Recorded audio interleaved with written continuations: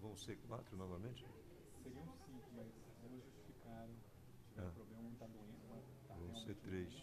Então. Teve problema no plantão. É 3. Beleza, tudo bem, Ana? Graças a Deus. Melhor. Boa noite a todos.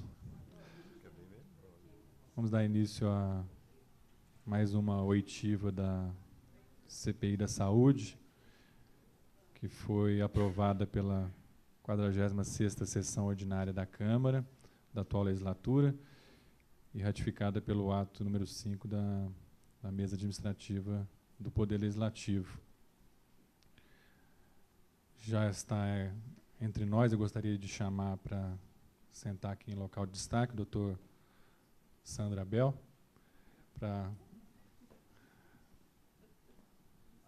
contribuir hoje com a nossa oitiva. Tudo bom?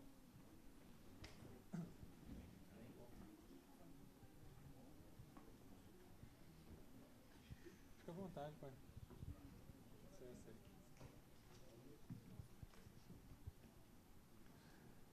Também para esse horário estava convidada a doutora Juliana, mas ela não está bem de saúde, ela trouxe um atestado, sofreu uma lesão.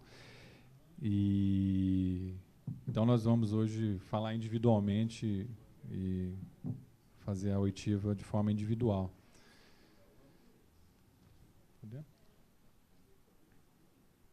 Doutor Sandro Abel, obrigado pela presença. Uma boa noite, bem-vindo à Câmara de Vinhedo. No primeiro momento, gostaria só, pelo microfone, que a gente fizesse a qualificação. Está funcionando. Então, a gente precisaria do nome completo, do RG e do CRM.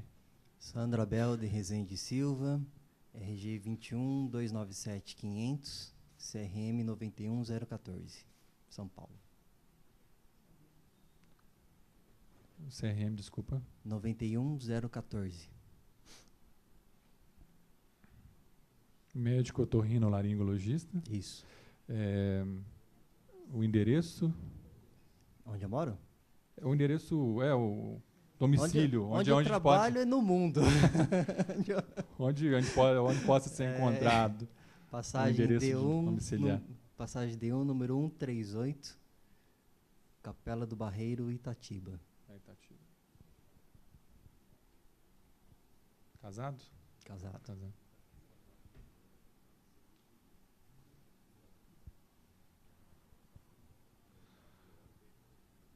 Doutor Sandro Abel, só do ponto de vista protocolar, o senhor já recebeu um documento, né, da CPI, que é uma formalidade, o mesmo que chegou para o senhor, chegou para todos. Ela responde a uma formalidade da Constituição Federal, do artigo 58, e da Lei 1579. Então, o conteúdo se refere a essas leis. A CPI foi instalada, né, no mês de março, ela já está com 3 meses aí de atividade. Nós já falamos com 31 pessoas, né, da Prefeitura, da Santa Casa, com a população. A sua é a 32ª oitiva. Nós estamos analisando as razões para a ruptura do contrato da Prefeitura de Vinhedo com a Santa Casa e as consequências dessa ruptura, né? A gente está analisando e averiguando como está o sistema de urgência e emergência hoje. Que eu não recebi até hoje.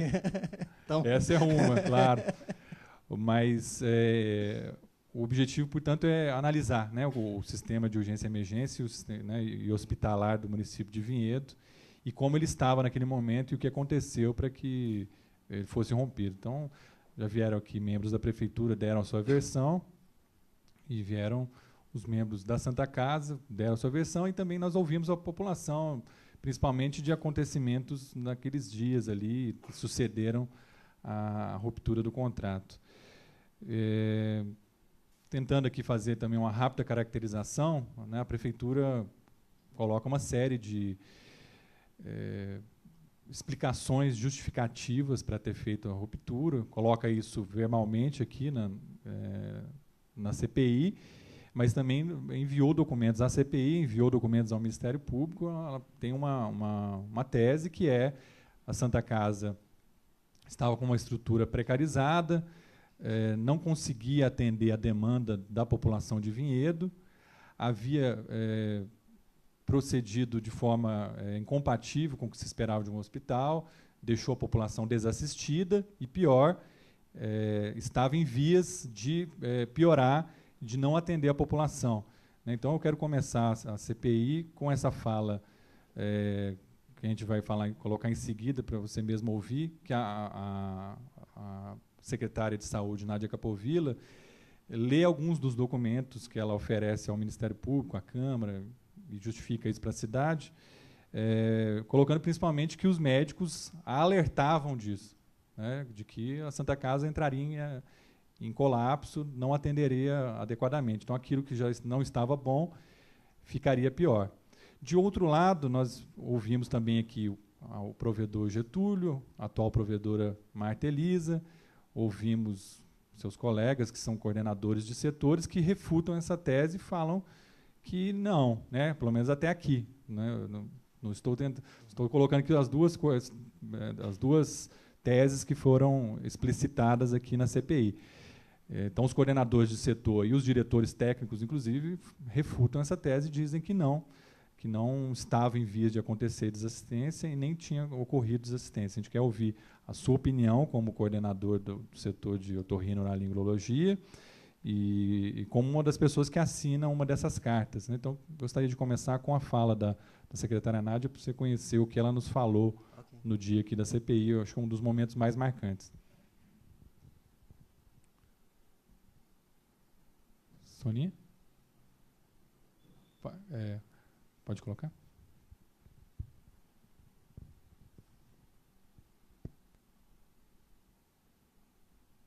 São por estas principais razões, entre tantas outras, que solicito urgentemente uma reunião previamente agenda e protocolada com a mesa administrativa desta instituição para deliberar o que segue. Primeiro, reiterar nosso posicionamento e solicitar mudanças na forma como vêm sendo tratadas questões técnicas assistenciais.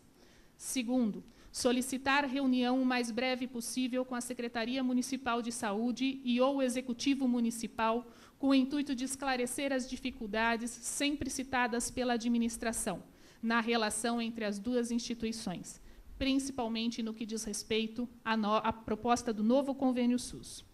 Terceiro, suspender de todo o atendimento ambulatorial/eletivo realizado no hospital a partir do dia 3 de abril, até que toda a situação se regularize. Quem assina? Dr. Bruno, Dr. Esther, Dr. Roberto Pessoa, doutora Juliana, Dr. Rodrigo, Dr. Sandro Abel, Dr. Renato Smith, Dr. Frederico, e, se a assinatura bate aqui, doutora Marinela, que deu ciência no dia 27 de março. Obrigado, Sonia. No dia... Então,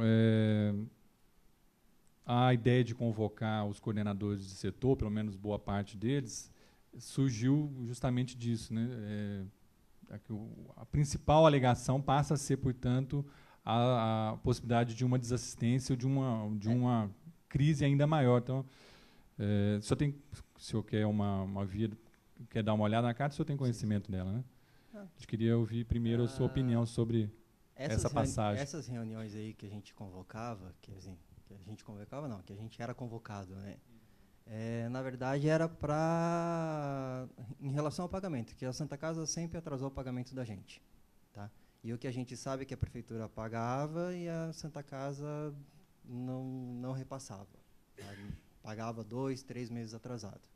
Então, chegou um ponto que o pessoal falou, vamos parar porque até normalizar isso. Agora, quanto à desassistência, não teve. Tá? Pelo menos da Otorrino, eu era o que atendia o ambulatório mais cheio, que atendia mais, era o que mais fazia cirurgia, era o que... Então, assim, da parte de Otorrino não tem nada de desassistência. Tá? O que ocorreu era esse atraso de pagamento. Por qual motivo, não sei, porque eu não faço parte da administração, não estou aqui para isso.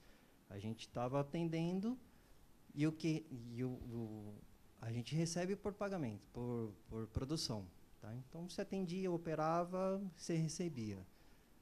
Sempre foi pago 2, 3 meses atrasado, mas pagava. Aí chegou um ponto que o pessoal já estava saturado, né? Falou, a gente está atendendo e essa situação não se resolve. Por isso que era convocado essas reuniões aí. Do que eu sei é isso. Então, essa carta seria uma forma de pressionar a direção da Santa Casa pagamento. a fazer o pagamento. Isso. Mas se eu acho que isso poderia... existe aqui um alerta de que no dia 3 de abril todos esses setores poderiam ser paralisados. Você acha que isso mas, na ocorreria? Verdade, não, porque isso não depende da gente. Tá? Quem fazia o agendamento das consultas era a Secretaria da Saúde, não era a gente. Tá? O único poder que a gente tinha de bloquear, de marcar paciente ou bloquear paciente, era paciente que, por exemplo, eu atendi um paciente hoje, falava, quero ver esse paciente quinta-feira, né? Eu quero ver esse paciente 2 dias depois. Eu falava com as meninas do ambulatório e elas encaixavam na agenda. Mas a marcação de paciente vinha da secretaria. O relatório de paciente vinha da secretaria, não era a gente que determinava isso.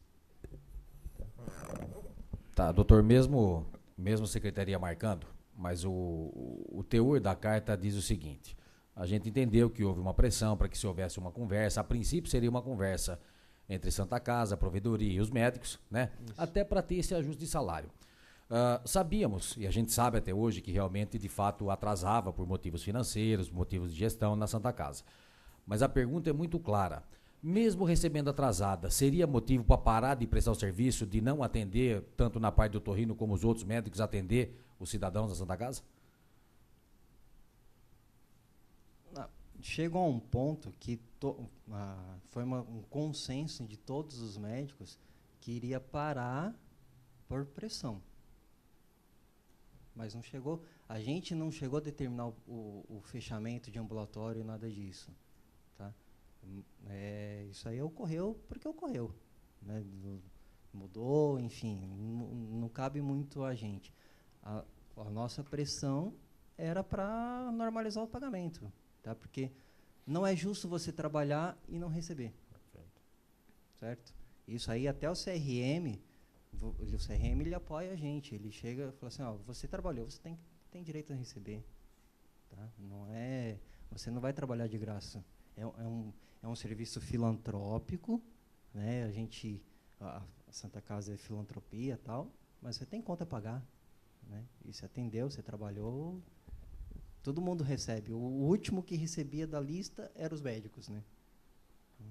É meio complicado isso. O senhor estava lá há mais ou menos quantos anos? Deve estar uns 8 anos. Uns 8 anos. 8, Era mais ou anos. menos frequente esses atrasos em outras gestões, Sempre né? foi. Então, essa é uma Sempre pergunta. Esses atrasos aí, né, os outros coordenadores falaram, às vezes algum setor atrasou mais, outros menos, mas eu sempre ouvi 2, 3 meses. Não sei se... Era por aí. É mais ou menos a média isso. de Aí 2, 3 ela, meses. de forma rodiziada, ia pagando os atrasados, mas isso já vinha de muitos anos. Isso. Então, a primeira pergunta é sobre isso. Esse atraso, essa circunstância de março de 2013, ela é diferente de 2010, 11, 8, 7? Não. É parecida. É igual. Então, isso eu acho que é uma coisa importante. Pelo menos da minha parte, sempre foi igual. Tá. Nunca teve problema nisso. Assim, atrasava, pagava, mas era normal. Era uma coisa ruim, mas que já acontecia há muitos anos. O que aconteceu foi o pessoal, sei lá, quem que estava coordenando isso, e como a gente era coordenador do setor de otorrino, falava, vamos fechar, falava, tudo bem, o que a maioria faz, eu não posso ir contra todo mundo, entendeu? Eu falo, não, eu vou atender o ambulatório. Mesmo porque não depende de mim isso daí, a marcação era da secretaria. Mas eu acho que por causa da falta de pagamento não tem desassistência. Pelo menos da otorrino... Não chegou a ser efetivado. Foi feito até uma vez levantamento no centro cirúrgico das especialidades que mais operavam, né, que mais tinham cirurgia. Era a GO, a cirúrgica e otorrino, alternando com ortopedia em alguns meses. Sendo que GO cirúrgica eram vários médicos, né, várias equipes, e otorrino só eu. Então, assim, acho que eu operei todo mundo aqui da cidade. Então, mas O que a gente entendeu, o que a CPI está entendendo, é que em função dessa carta, então houve uma tomada de decisão da Secretaria de Saúde. Tá? Ela já assumiu aqui que, de fato, uma decisão foi da Secretaria de Saúde em romper o convênio com a Santa Casa em função da própria carta que os médicos teriam assinado. Então, assim, existem duas situações pelas oitivas que nós fizemos. Os médicos assinaram, alguns não assinaram e assinaria, mas não em função de parar o serviço mesmo que atrasado, até para poder ter um ajuste. É dentro desse conceito que o senhor assinou a carta também? Sim. Tá, mas não esperando que de fato rompesse e Não, acabasse com o convênio. Mesmo porque se eu esperasse que ia romper, é uma burrice da minha parte. Porque a gente atendia SUS. Tá? Eu nunca atendi convênio lá. A gente atendia SUS, convênio era a avaliação que estava o paciente internado no hospital, alguma coisa que a gente fazia.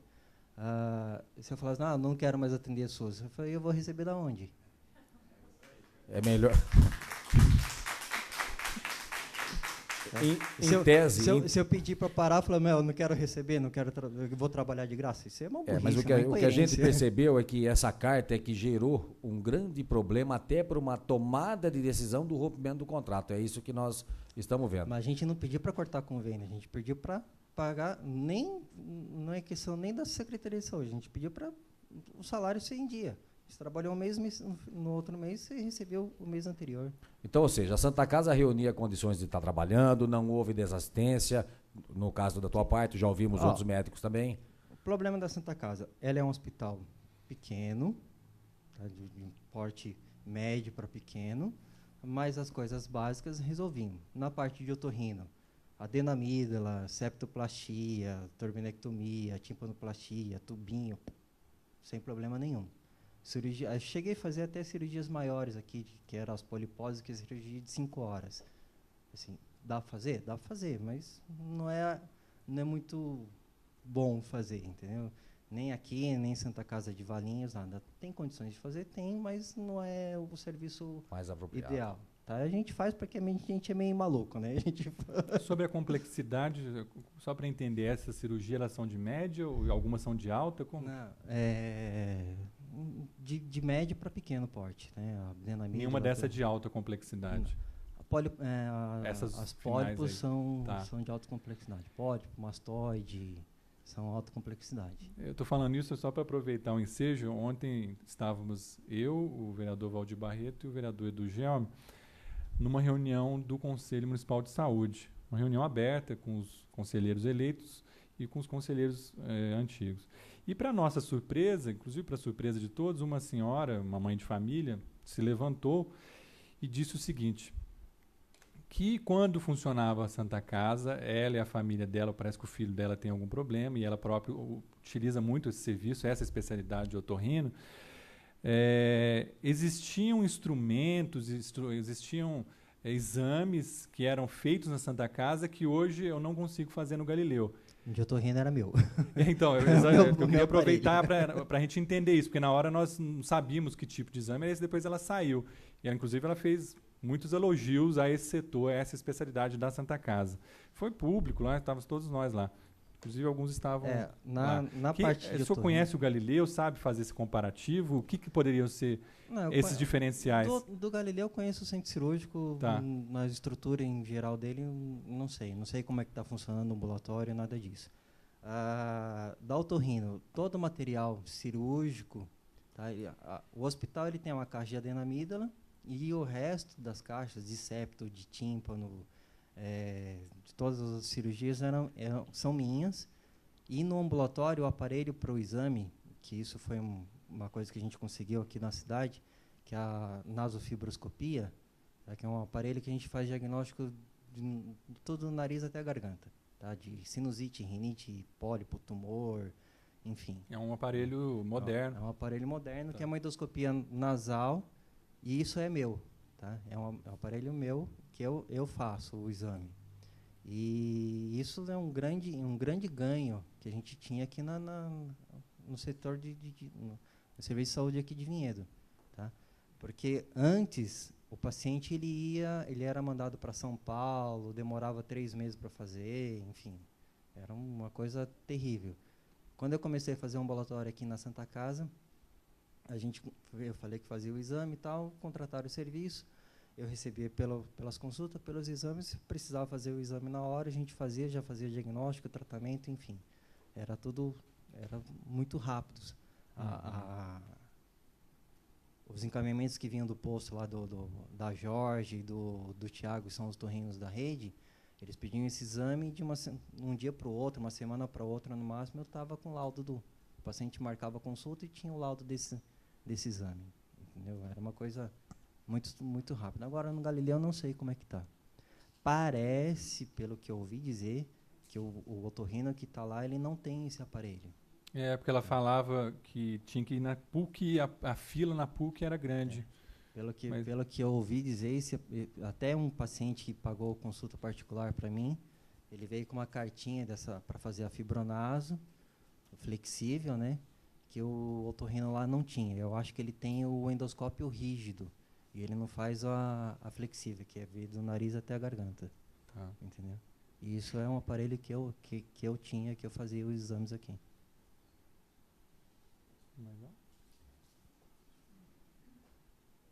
Tem mais alguma coisa que o senhor julga importante, que lembra daquele momento de março a abril de 2013? Que eu não recebi até hoje. Claro, é justo. Mas do ponto de vista da estrutura da Santa Casa, do atendimento à população... Não, a Santa Casa, assim, chegou a um ponto que estava assim... o centro cirúrgico ficou pequeno, tá? Porque todo mundo, que nem eu, operava de quarta-feira. Quarta-feira era um dia tranquilo, quase ninguém operava, só eu que fazia a cirurgia. Aí eu operava toda quarta-feira, tá? Aí o pessoal descobriu quarta-feira, começou todo mundo a operar na quarta-feira. Então, assim, a gente tinha lá 3 salas, 4 salas, né?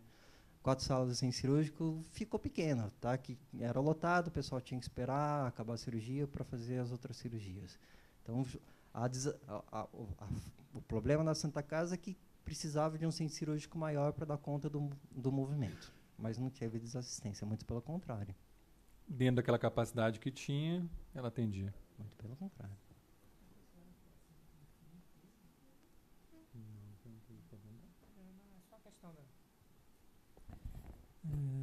Doutor Sandro, é só questão da carta. A carta fala aqui, só para confirmar, né, que para a ciência dos demais coordenadores, o senhor assinou essa carta como ciente, é isso mesmo? Confirma? Quer dar uma olhada? É bom.